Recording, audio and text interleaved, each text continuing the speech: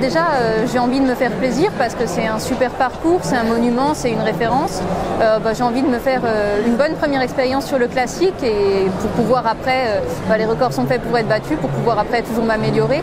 En fait, j'ai commencé sur la piste et dans les labours, donc un parcours traditionnel avec piste et cross. Et puis après, j'ai une sœur jumelle, Lucie, on fait tout ensemble. On a fait les championnats du monde cadet en duo, les entraînements, les partages. Et puis elle, par malchance, elle s'est blessée pendant très longtemps. Elle a eu une aponévrose plantaire. Ça l'a embêtée pendant une bonne année. Et moi, toute seule à l'entraînement, je m'ennuyais. Et je suis partie sur les sentiers parce que tourner en rond ou faire des allers-retours sur le canal toute seule, c'est vraiment pas fun.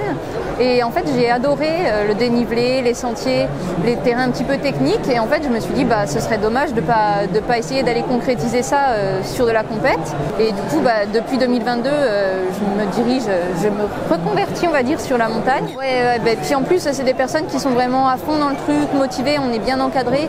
Et ça, c'est super. Je pense que c'est vraiment un truc qui se met en place et qui est solide. Il y a un bon noyau dur. Maintenant que j'ai le volume, j'ai envie d'aller faire un petit peu de dénivelé mythique sur le Marseille-Cassis.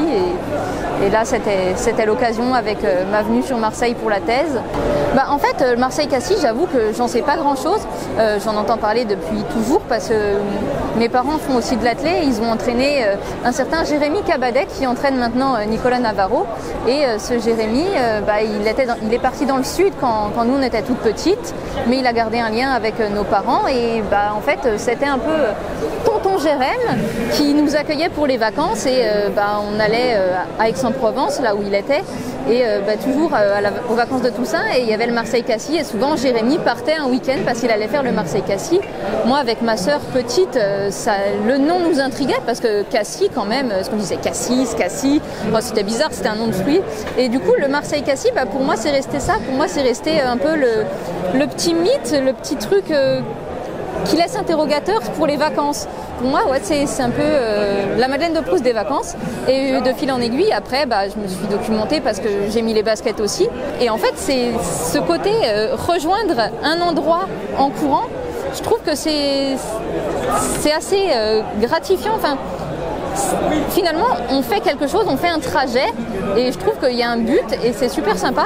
Et en plus de ça, maintenant, moi, en tant que montagnarde ou traileuse, le fait qu'il y ait du dénivelé, je trouve que c'est une course qui vaut vraiment son pesant de cacahuètes parce qu'elle a une histoire, elle demande de la gestion.